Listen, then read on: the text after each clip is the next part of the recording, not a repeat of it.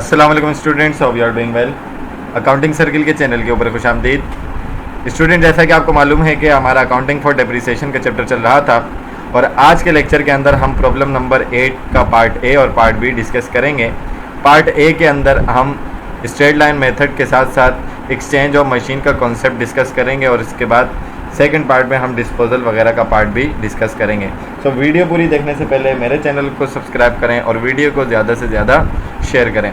Question में आपको कह रहा है पार्ट ए में, आ मशीन परचेज ऑन, एक मशीन खरीदी नवंबर 7 को 1999 को for ₹39,000, has an estimated salvage value of ₹3,000, जिसकी सेल्वेज वैल्यू कितनी थी 3,000, and N estimated useful life of 5 year, और 5 साल की उसकी यूजफुल लाइफ थी।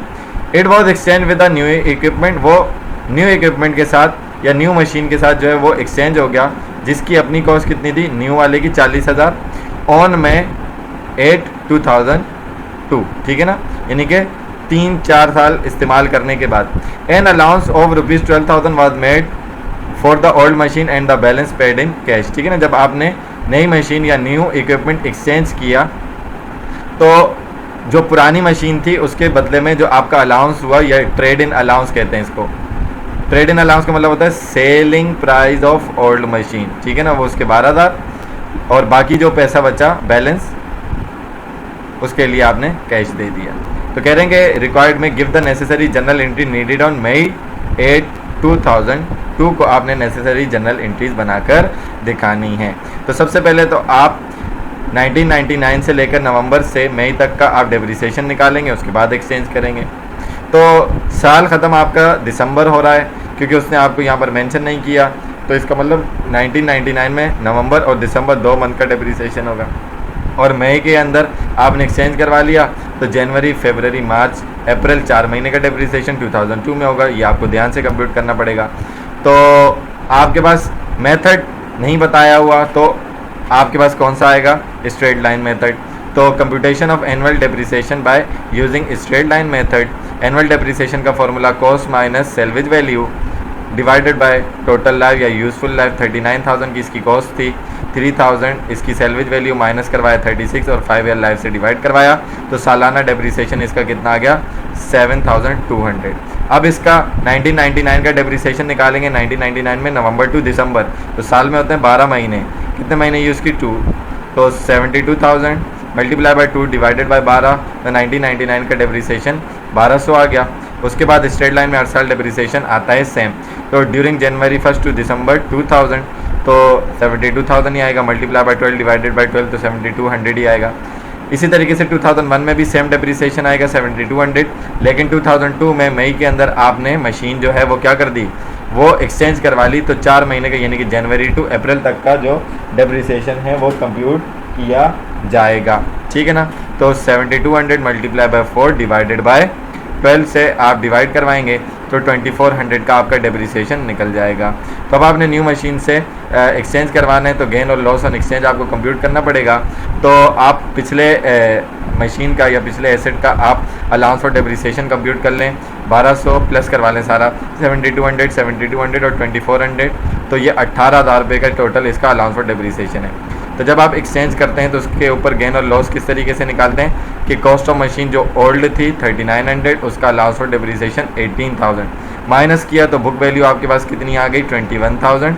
तो ट्रेड इन अलाउंस आप माइनस करवा देंगे, ठीक है ना, 12,000 रुपये, तो आपके पास क्या आ जाएगी बुक वैल्यू 21,000, ठीक है ना। ये डबल आपको करवाया हुआ है, तो इसको अगर आप मैं यहाँ से बुक वैल्यू अगर हटा भी दूँ ना, तो आप किस तरीके से करेंगे पूरा एक तरीके से कि 21,000 बुक वैल्यू आई थी, उसमें से ट्रेड इन अलाउंस यानी कि selling price of the machine minus करवाएंगे, तो आपके पास बुक वैल्यू ज़्यादा थी और ट्रेड इन अलाउंस कम था, तो आपके पास लॉस हो जाएगा एक्सचेंज के ऊपर 9,000 रुपीज़ का, ठीक है जी।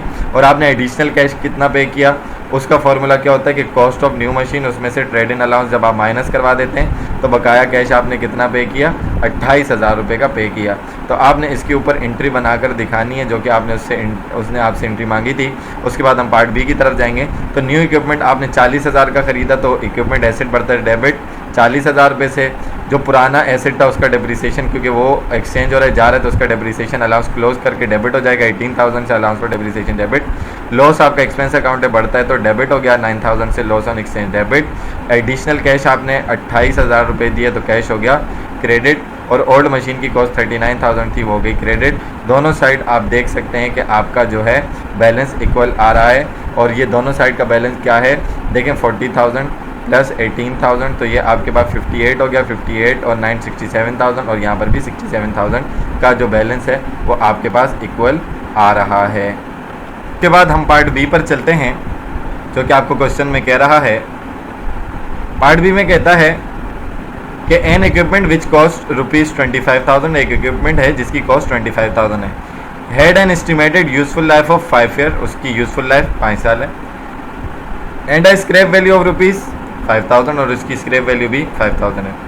Was depreciated by straight line method for 3 years और वो डेप्रिशिएट होगा 3 साल के लिए। किससे? स्ट्रेट लाइन मेथड से।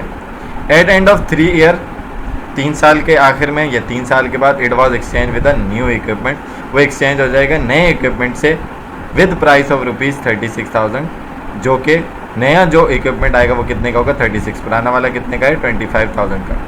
कि 25 वाला 3 साल डेप्रिशिएट होने के बाद नए वाले से एक्सचेंज हो जाएगा। ट्रेड इन अलाउंस जो होगा वो 14,600 का होगा जो कि आपको मैंने पिछले पार्ट में बताया कि ट्रेड इन अलाउंस का मतलब होता है selling price of old asset. Give an entry to record exchange show necessary computation. तो पिछले मेथड की तरह इसमें भी क्या करना पड़ेगा कि आपको डेप्रिसिएशन स्ट्रेट लाइन से निकालना पड़ेगा। Cost of machine minus salvage value divided by estimated life 25,000 minus 5 is equal to 20 divided by 5 तो एनुअल डेप्रिसिएशन आ गया 4,000।